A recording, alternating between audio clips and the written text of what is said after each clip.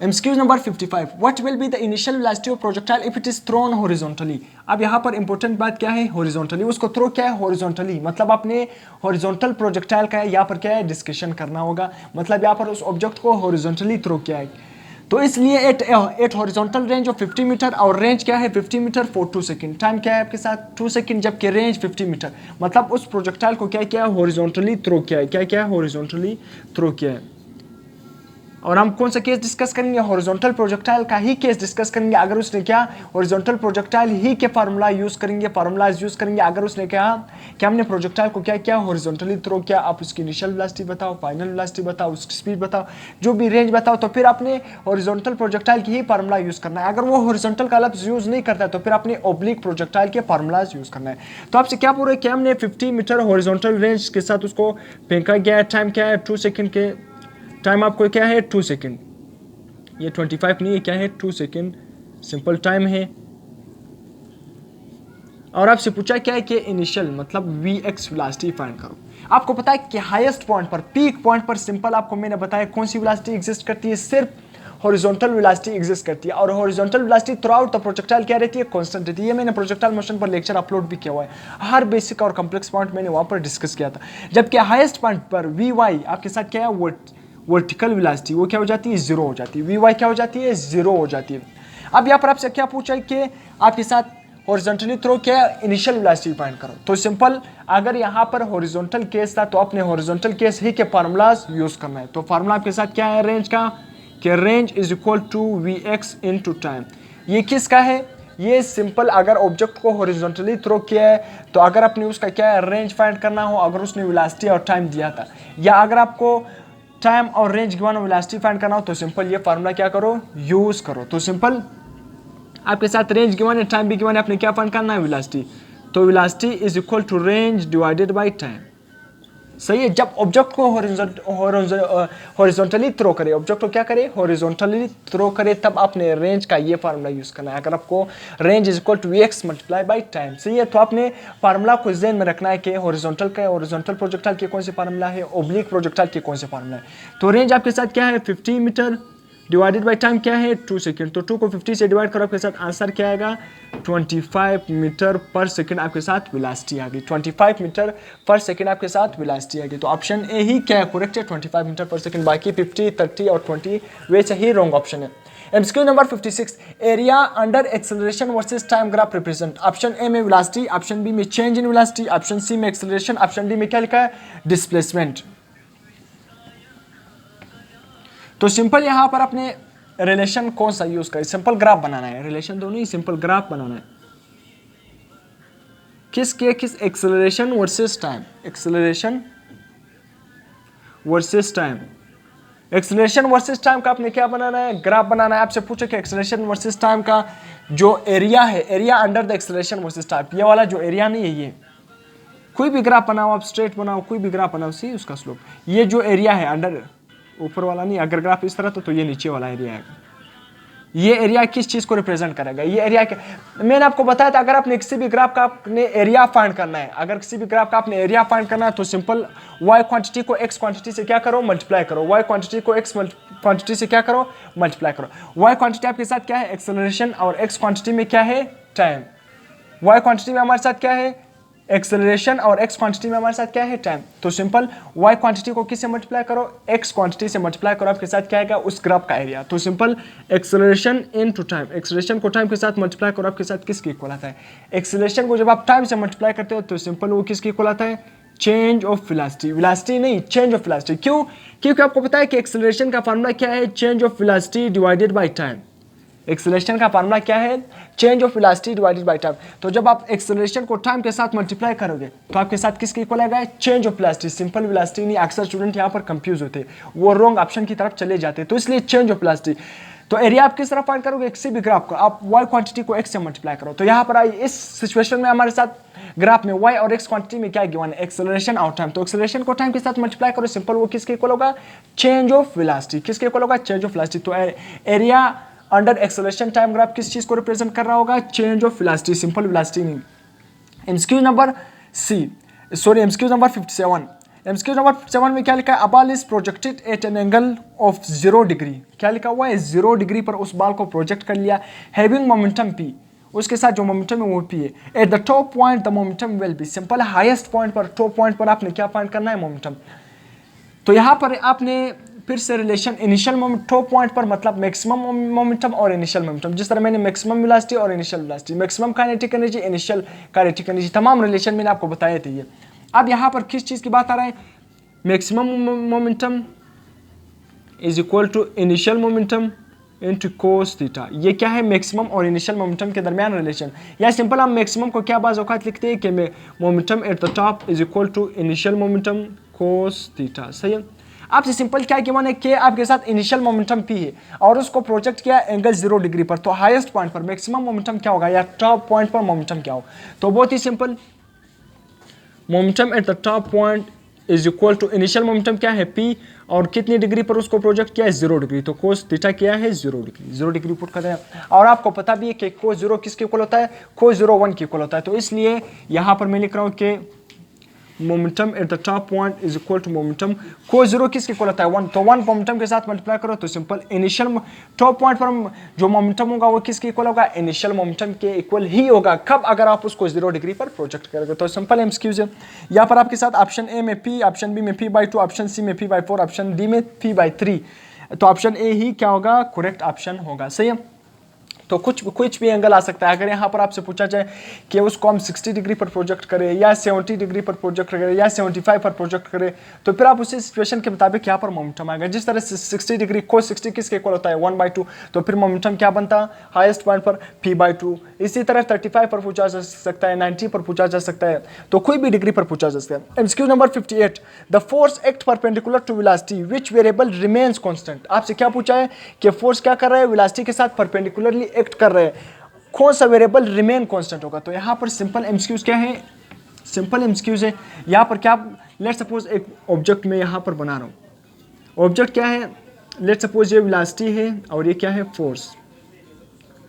Force और velocity दोनों क्या है, परपेंडिकुलरली एक्ट कर रहे हैं। आपसे पूछे कि कौन सा वेरिएबल रिमेन कांस्टेंट होगा। अगर क्या करें, फोर्स बिल्कुल वेलोसिटी के साथ क्या है, परपेंडिकुलरली एक्ट कर रहे हैं। ऑप्शन ए में स्पीड, ऑप्शन बी में डायरेक्शन, ऑप्शन सी में एक्सेलरेशन, ऑप्शन डी में मोमेंटम। तो याद रखना, जब फोर्स वेलोसिटी के साथ क्या हो, परपेंडिकुलर हो किसी भी ऑब्जेक्ट पर, उसकी वेलोसिटी अगर लेट्स सपोज इस डायरेक्शन में थी और फोर्स क्या अपवर्ड डायरेक्शन में लग रहा है, मतलब उसके साथ परपेंडिकुलर 90 डिग्री एंगल बनाना होगा, तब याद रखना उसका सिंपल क्या है, कौन सा वेरिएबल कांस्टेंट होगा, स्पीड क्या होगा, कांस्टेंट, स्पीड चेंज नहीं होगा। स्पीड क्या होगा, चेंज नहीं होगा। वो सर्कुलर पाथ में वो ऑब्जेक्ट मूव करेगा, तो सिंपल उसका स्पीड चेंज नहीं होगा। स्पीड क्या होगा, या आप सिंपल कह सकते हो काइनेटिक एनर्जी, वो क्या रहेगी, कांस्टेंट रहेगी अगर फोर्स वेलोसिटी के साथ परपेंडिकुलरली एक्ट करे। तो चेंज, तो यहाँ पर हमारे साथ क्या गिवन है कि रिमेन्स कांस्टेंट, चेंज क्या नहीं होगा जब फोर्स वेलोसिटी के साथ परपेंडिकुलरली एक्ट करे, तो सिंपल स्पीड चेंज नहीं होगा।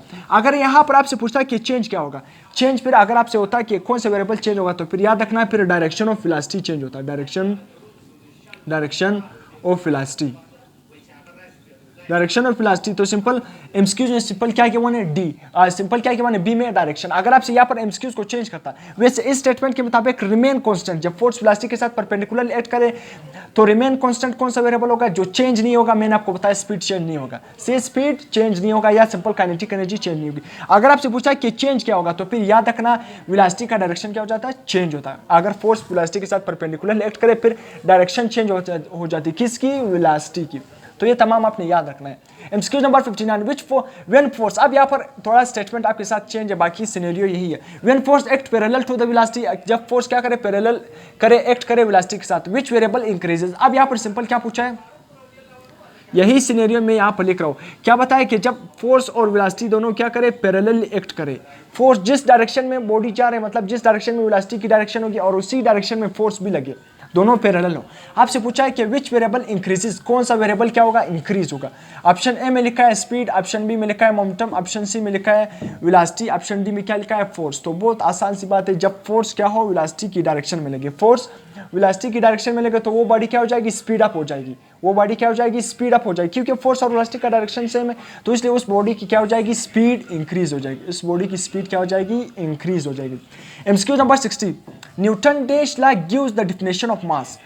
न्यूटन का कौन सा लॉ मास को डिफाइन करता है। ऑप्शन ए में सेकेंड लॉ, ऑप्शन बी में थर्ड, ऑप्शन सी में फर्स्ट, ऑप्शन डी में ऑल। तो याद रखना न्यूटन सेकेंड लॉ किसको डिफाइन करता है? मास को डिफाइन करता है। तो इसलिए अगर मैं स्टेटमेंट को चेंज करूं, थोड़ा सा चेंज करूं, आपको पता भी है कि न्यूटन सेकेंड लॉ क्या है? F is equal to ma। बस बुक में क्या लिखा है कि Newton second law gives the measurement of force, gives the calculation of force. तो इसलिए न्यूटन सेकेंड लॉ हमारे साथ इस तरह भी आ सकता है कि क्या है? कैलकुलेशन ऑफ फोर्स के बारे में इंफॉर्मेशन देता है। तो इसलिए न्यूटन सेकेंड लॉ अगर आपसे पूछे तो न्यूटन सेकेंड लॉ मास को भी डिफाइन करता है, जिस तरह यहां पर है मास है। मास किसके इक्वल होगा? Mass is equal to force into acceleration. तो Newton second law gives the definition of mass B, और इसी तरह Newton second law calculation of force, Newton second law force की कैलकुलेशन के बारे में भी इंफॉर्मेशन प्रोवाइड करता है, और न्यूटन सेकेंड लॉ आपके साथ मास को भी डिफाइन करता है। अगर मैं यहां पर थर्ड और फर्स्ट लॉ की बात भी करूं, उससे भी एमसीक्यूज आ सकते हैं। तो अगर यहां पर बात करता कि न्यूटन फर्स्ट लॉ क्या करेगा? न्यूटन फर्स्ट लॉ की बात कर रहा हूं। न्यूटन फर्स्ट लॉ क्या करेगा? फोर्स को डिफाइन करेगा। ये बात आपने याद रखना है। मेजरमेंट ऑफ फोर्स या कैलकुलेशन ऑफ फोर्स और डिफिनेशन ऑफ फोर्स, ये दोनों अलग चीजें हैं। न्यूटन फर्स्ट लॉ फोर्स की डिफिनेशन के बारे में बात करता है, जिसको हम लॉ ऑफ इनर्शिया भी कहते हैं, जबकि न्यूटन सेकेंड लॉ मास की डिफिनेशन के बारे में बात करता है। क्या मास की डिफिनेशन के बारे में बात करता है या सिंपल कैलकुलेशन ऑफ फोर्स के बारे में क्या करता है? बात करता है। जबकि न्यूटन थर्ड लॉ फोर्सेस क्या है? फेयर ऑफ फोर्सेस, मतलब forces always exist in fair. क्या है? फेयर ऑफ फोर्सेस के बारे में क्या करता है? बात करता है न्यूटन थर्ड लॉ। तो ये तमाम आपने इंफॉर्मेशन बेस्ड एमसीक्यूज आ सकते हैं, तो इसको आपने याद करना है। तो यहां तक आप इसका स्क्रीनशॉट ले सकते हो। इसके बाद हम क्या करेंगे? नेक्स्ट एमसीक्यूज इसका डिस्कस करें। MCQs number 61, when two bodies of equal masses collide with each other, their velocity after collision. Option A में एक्सचेंज, ऑप्शन बी में डिक्रीज, ऑप्शन सी में इंक्रीज, ऑप्शन डी में क्या लिखा है? इक्वल। सिंपल आपसे क्या पूछा हुआ है? When two bodies of equal masses, यहाँ पर की वर्डिंग क्या है? Equal masses. मतलब अगर लेट सपोज मैं यहाँ पर कंडीशन बना, ये क्या है? Special cases of collision. ये आपको जो 4 केसेस थे स्पेशल केसेस ऑफ कोलिजन, ये आपको याद होने चाहिए। लेट सपोज ये क्या है? बॉडी 1 और ये क्या है? बॉडी 2। इसका मास भी क्या है? 2 kg, और इसका मास भी क्या है? 2 kg। सही, आपसे क्या कह रहा है? एक की वर्ड क्या है? इक्वल मास। अगर दो बॉडी का मासेस क्या था? इक्वल था। लेट सपोज जो V1 है, ये बॉडी 1, इसकी जो वेलोसिटी है, लेट सपोज को V1 में क्या था और इसको V2, इस बॉडी 1 की जो वेलोसिटी V1 है वो क्या है? 7। सही, और इस V2 की आपके साथ जो वेलोसिटी है वो क्या है? 2। 7 मीटर पर सेकेंड। सही, यहाँ पर मैं नहीं लिख रहा तो आप लिख सकते हो metre per second, 2 metre per second. सही, अब आपसे कह रहा है कि दो बॉडी है, उसका मासेस क्या है? इक्वल है। अब बिफोर कोलिजन क्या है? वो जा रही बिफोर कोलिजन। लेट्स सपोज आपसे क्या कह रहा है? In they collide with each other, their velocity after collision. After collision के बाद इसकी वेलोसिटी क्या होगी? ये क्या है? ये भी 2 kg है और ये भी 2 kg। सही है, और ये जो मास 1 है, मास क्या है? 1, मास 2, इसको क्या नो? मास 2, या आपके साथ क्या है? मास 2, और ये क्या है? मास 1। सही है, मास 1। तो मास 1 है, उसकी वेलोसिटी भी 1, इसी तरह मास 2, उसकी वेलोसिटी भी 2। दोनों का मास क्या है? Same. Equal masses, identical masses, mass same है। सही जी, ये बिफोर कोलिजन ये जा रही है, जो इसका V1 है वो वेलोसिटी 1 है, मास 1 का जो वेलोसिटी है वो 7 मीटर, और मास 2 की जो वेलोसिटी है वो 2 मीटर पर सेकेंड है। ये बिफोर कोलिजन जा रही है। जब ये दोनों आपस में क्या करेंगे? कोलाइड करेंगे। क्यों कोलाइड करेंगे? क्योंकि पीछे वाली की वेलोसिटी ज़्यादा है। याद रखना, कोलिजन तब पॉसिबल है जब ये पीछे वाले की वेलोसिटी क्या हो? ज़्यादा एज कम्पेयर टू आगे वाले की। सही है, तो अगर ये बॉडी 1 है ना, मास 1 है, और ये मास 2 है, इसकी वेलोसिटी क्या है? 7 और इसकी 2 है, तो ये पीछे वाला क्या करेगा? इसके साथ कोलाइड करेगा कहीं ना कहीं किसी पॉइंट पर। जब कोलाइड करेगा, याद रखना, जब ये एक दूसरे के साथ कोलाइड करेंगे तो इन दोनों की वेलोसिटी क्या हो जाएगी? इंटरचेंज। इन दोनों की वेलोसिटी क्या हो जाएगी? इंटरचेंज, V1 और V2। जो V1 की वेलोसिटी थी वो क्या थी? 7, मगर आफ्टर कोलिजन ये क्या हो जाएगी? चेंज टू, ये क्या हो जाएगी? इंटरचेंज। जबकि V2 की क्या हो जाएगी? 7 मीटर पर सेकेंड। सही है, आफ्टर कोलिजन ये क्या है? After collision. तो आपको समझ आ गया बिफोर कोलिजन क्या है? दोनों बॉडी क्या है? सेम। अगर इक्वल मासेस थे, क्या है? दो बॉडी जा रहे थे आपस में, इक्वल मासेस, उसका जो मासेस था वो क्या था? मास। मतलब सिंपल, उसका अगर मास क्या था? इक्वल था। तो याद रखना, अगर मास इक्वल था तो जब वो एक दूसरे को क्या करेंगे? कोलाइड करेंगे, तो आफ्टर कोलिजन उन दोनों की वेलोसिटी क्या हो जाएगी? इंटरचेंज। सिंपल केस है ये कोलिजन का, जो केसेज आपको याद होना चाहिए। इसके बाद question number 62, water is flowing through horizontal pipe. Water क्या है? हॉरिजॉन्टल पाइप से क्या कर रहे हैं? फ्लो कर रहा है with velocity of 20 metre per second and having mass of 30 kg, और मास उसका 30 kg है। Force due to water flow. याद रखना, ये force due to water flow will be for 4 second. आपने क्या फाइंड करना है, force due to water flow, force due to water flow. अब यहां पर एक नया कंसेप्ट आ गया, force due to water flow. अब force due to water flow, let suppose मैं थोड़ा आपको उसका कंसेप्ट भी दे दूं। ये क्या है, लेट सपोज ये क्या है, एक दीवार है, सही है।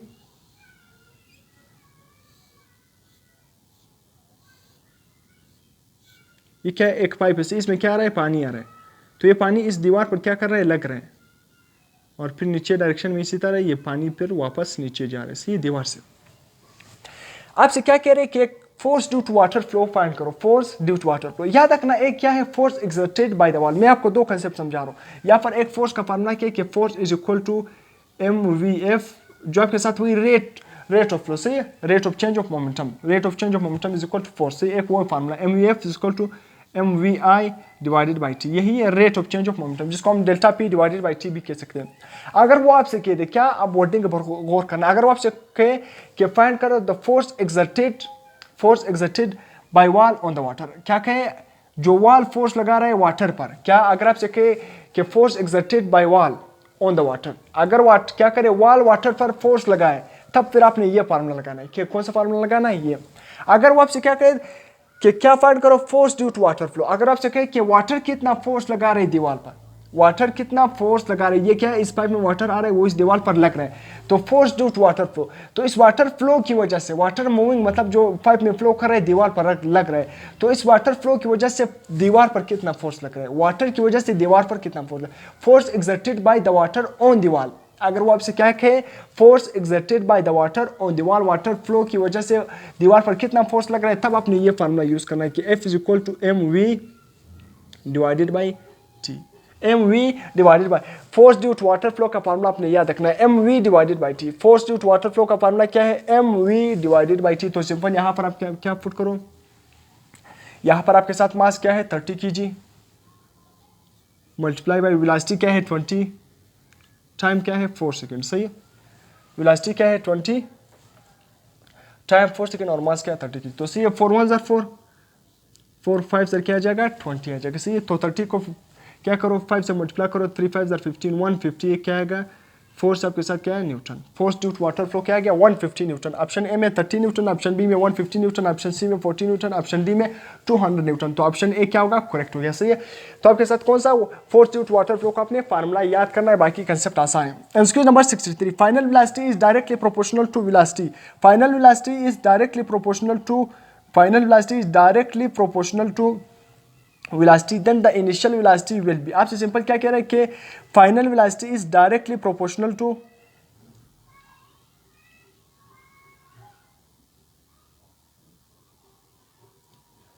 ये क्या है final, MCQ number 63, MCQ number 63 में क्या लिखा है कि final velocity is directly proportional to velocity, then the initial velocity will be. ये सिंपल क्या है, final velocity is directly proportional to, यहाँ पर क्या आ रहा है टाइम, सही है।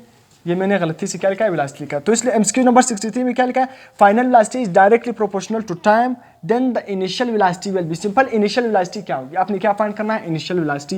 इनिशियल वेलोसिटी फाइंड नहीं करना है, तो इनिशियल वेलोसिटी क्या होगी, इनिशियल वेलोसिटी क्या होगी अगर फाइनल वेलोसिटी का टाइम के साथ डायरेक्ट रिलेशन है। तो एक बात आपको पता है कि वी एफ फर्स्ट इक्वेशन के मुताबिक v f is equal to v i plus a t. आपसे क्या कह रहा है कि इनिशियल वेलोसिटी क्या होगी अगर फाइनल वेलोसिटी के टाइम के साथ डायरेक्ट रिलेशन बन जाए। तो एक ही इक्वेशन है जिसमें फाइनल वेलोसिटी का टाइम के साथ डायरेक्ट रिलेशन है, सेकंड इक्वेशन में डिस्टेंस का टाइम के स्क्वायर के साथ डायरेक्ट रिलेशन है। इसी तरह थर्ड रिलेशन में भी क्या है, वहां पर 2s equal to f square minus vi square, वहां पर तो टाइम बिल्कुल हाई नहीं आ रहा है। तो इसलिए फर्स्ट इक्वेशन में हमारे साथ करेक्ट बन रहा है कि फाइनल वेलोसिटी का टाइम के साथ डायरेक्ट रिलेशन बन रहा है, मगर condition final velocity, let's suppose मैं फाइनल वेलोसिटी को क्या करता हूँ, टाइम के साथ डायरेक्ट रिलेशन बनाऊं।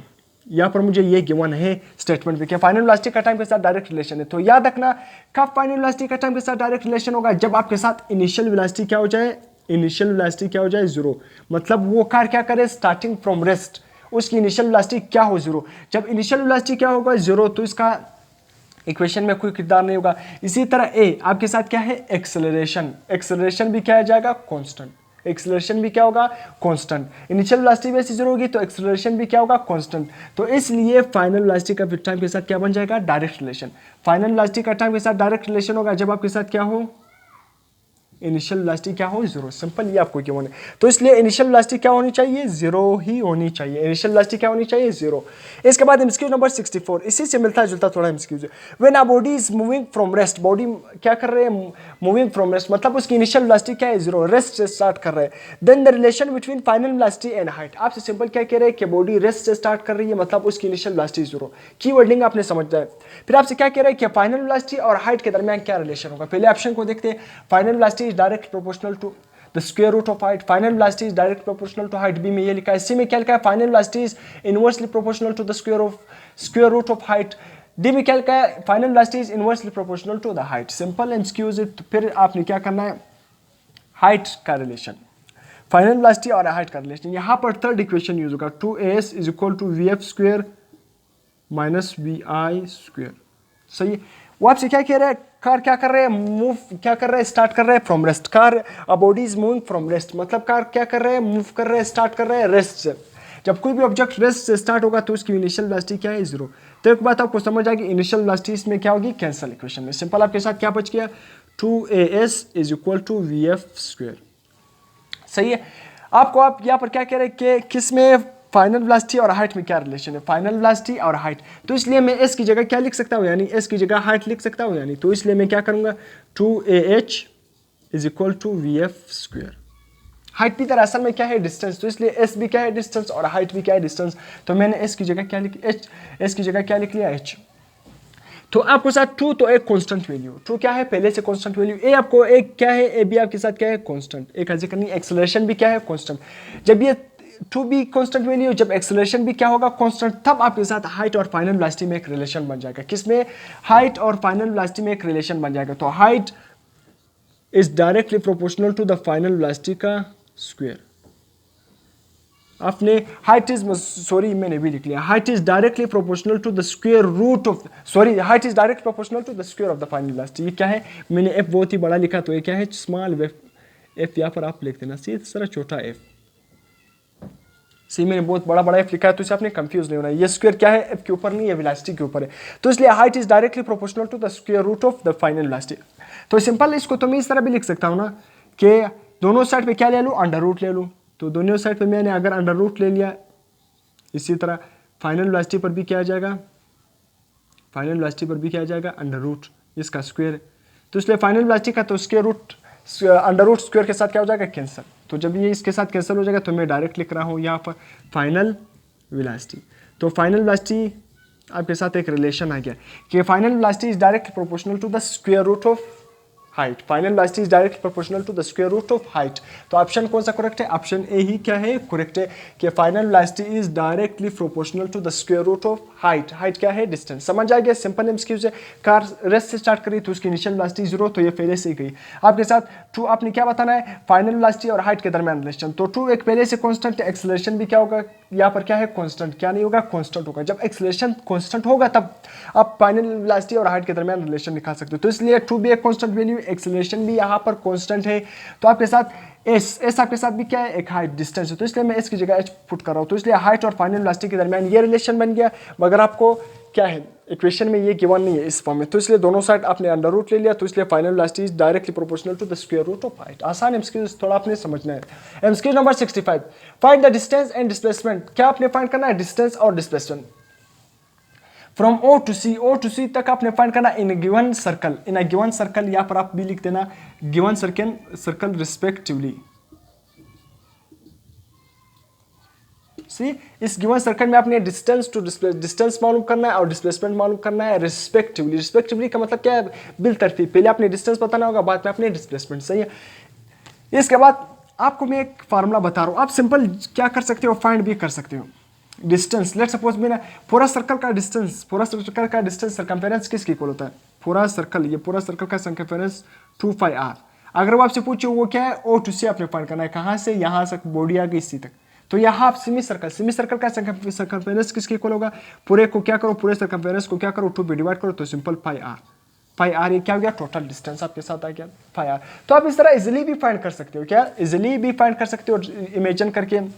तो आपको पता भी है कि पूरा सर्कल किसके इक्वल होता है, तो हाफ सर्कल उसको डिवाइड करो, आपके साथ आंसर आएगा। मगर यहाँ पर एक फार्मूला है, अगर आपने डिस्टेंस किसी भी सर्कल में फाइंड करना है तो r 2 equal to 1 minus cos theta. सही है, यहाँ पर कोस थीटा आपने कौन सा एंगल लगाना हो, ये भी थोड़ा मैं यहाँ पर बताऊंगा, इसका भी थोड़ा लिमिटेशन है, बाकी कोई लिमिटेशन नहीं है। कि डिस्प्लेसमेंट ये क्या है, डिस्प्लेसमेंट इज इक्वल टू आपके साथ क्या है, displacement is equal to r under root 2 1 minus cos theta. अगर आपने डिस्टेंस फाइंड करना है तो simple 2 pi r divided by 360 multiply by theta. सही, थीटा कोई भी एंगल हो सकता है, आपने यहाँ पर पुट कर देना।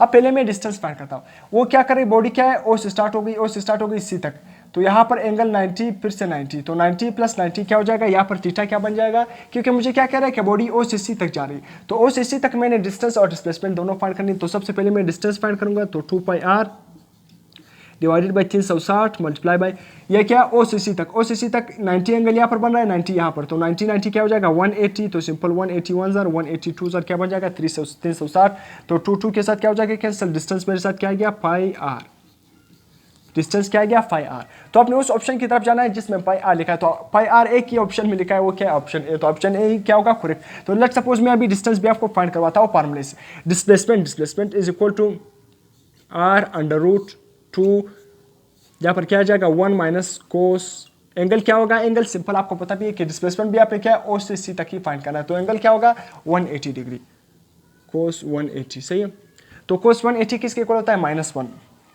यहाँ पर जगह का मैं इसको यहाँ पर हल कर रहा हूँ। सही, तो आर अंडर रूट 2, सही, आर अंडर रूट 1 फिर माइनस कोस 180 किसके इक्वल होता है -1, तो इसलिए यहाँ पर भी मैं -1 लिख रहा हूँ, तो सिंपल मैं डायरेक्ट करूँगा 2 मल्टीप्लाई बाई 2। सही है, माइनस माइनस क्या हो जाएगा आपस में मल्टीप्लाई जाएगा प्लस, तो इसलिए 1 + 1 क्या हो जाएगा 2। सही है, तो 2 2 जार क्या बन जाएगा 4, तो सिंपल 4, यहाँ पर इस तरह 4 भी लिख सकते हो। सही है, तो 4 को आप इस तरह भी लिख सकते हो 2 का स्क्वायर। सही, 2 का स्क्वायर का मतलब क्या 2 मल्टीप्लाई बाई 2, तो 2 2 जार 4, ये 2 इस 2 के साथ क्या हो जाएगा कैंसिल, तो आपके साथ डिस्प्लेसमेंट क्या आ गया, 2 को r के साथ मल्टीप्लाई करो, 2r आपके साथ क्या आएगा डिस्प्लेसमेंट, तो 2r और पाई r, तो ये आपके साथ क्या होगा सिंपल डिस्टेंस और डिस्प्लेसमेंट आप क्या आ गया आपके साथ आ गया। सर्कल में अगर आपने डिस्टेंस और डिस्प्लेसमेंट फाइंड करना है तो आपने डिस्प्लेसमेंट के लिए ये फार्मूला और डिस्टेंस के लिए ये फार्मूला याद करना है। सही है, अब यहाँ पर मैंने बताया ये कोस थीटा डिस्प्लेसमेंट, यहाँ पर थोड़ा लिमिटेशन है, बाकी डिस्टेंस में कोई लिमिटेशन नहीं, डिस्टेंस में जो भी एंगल बन रहा होगा आपने पुट कर देना है।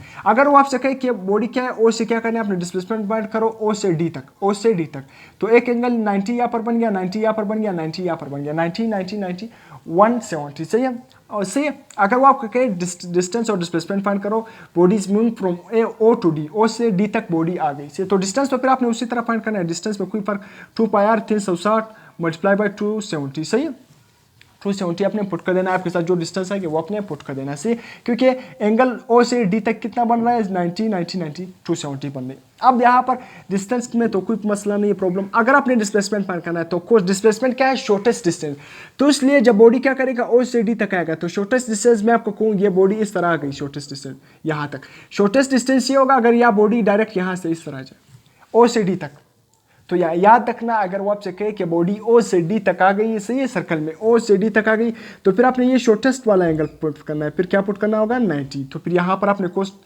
फिर अगर आपने डिस्टेंस फाइंड करना हो r equal to 1 minus cos 90 यहाँ पर पुट कर देना है, आपके साथ आंसर आएगा। कब, अगर वो आपसे कहे बॉडी ओ से डी तक आ गई, बॉडी ओ से डी तक, अगर वो ओ से डी तक आ गई तो फिर आपके साथ ये शॉर्टेस्ट पाथ नहीं होगा, डिस्प्लेसमेंट क्या है शॉर्टेस्ट पाथ, ये आपके साथ शॉर्टेस्ट पाथ नहीं है, शॉर्टेस्ट पाथ बिल्कुल ओ से डायरेक्ट यहाँ पर ये शॉर्टेस्ट पाथ होगा, बिल्कुल ये शॉर्टेस्ट पाथ होगा, ये शॉर्टेस्ट पाथ आपके साथ नहीं होगा, तो इसलिए फिर आपने ये शॉर्टेस्ट एंगल भी पुट करना होगा, फिर ये शॉर्टेस्ट एंगल पुट करना होगा। सही है, तो इसलिए यहाँ पर एक ही लिमिटेशन था, बाकी फार्मूला जो भी एंगल बना होगा आपने पुट करना होगा। बाकी अगर वो आपसे कहे कि बॉडी ओ से स्टार्ट होगी वापस ओ तक आ गई, फिर तो इनिशियल पॉइंट दोनों का जो इनिशियल और फाइनल पॉइंट सेम है, फिर तो डिस्प्लेसमेंट आपको फाइंड करना ही नहीं पड़ेगा, फिर तो डिस्प्लेसमेंट ही क्या है 0, फिर तो डिस्प्लेसमेंट क्या है 0, डिस्टेंस 0 नहीं होगा, डिस्प्लेसमेंट क्या होगा 0, क्योंकि ओ से स्टार्ट होगी बॉडी वापस ओ पर आ गई, इनिशियल पॉइंट जाता वही फाइनल पॉइंट भी वही है, तो इसलिए फिर तो डिस्प्लेसमेंट क्या है 0, फिर तो डिस्प्लेसमेंट फाइंड करने की जरूरत है ही नहीं, सिर्फ फिर डिस्प्लेसमेंट फाइंड करने की जरूरत है ही नहीं। मगर अगर आप डिस्टेंस फिर 0 नहीं होगा, डिस्टेंस यहाँ पर सिंपल पुट करें, थीटा क्या होगा 90 90 90 360, तो 360 360 के साथ कैंसिल 2 पाई आर, तो आपको पता भी है पूरा सर्कल का सर्कमफेरेंस किसके इक्वल होता है 2 पाई आर, तो इसलिए ये फार्मूले को आपने याद करना है डिस्टेंस और डिस्प्लेसमेंट का। तो यहाँ तक आप इसका स्क्रीनशॉट ले सकते हो, उसके बाद हम क्या करेंगे नेक्स्ट एमसीक्यूज डिस्कस करेंगे। सही है।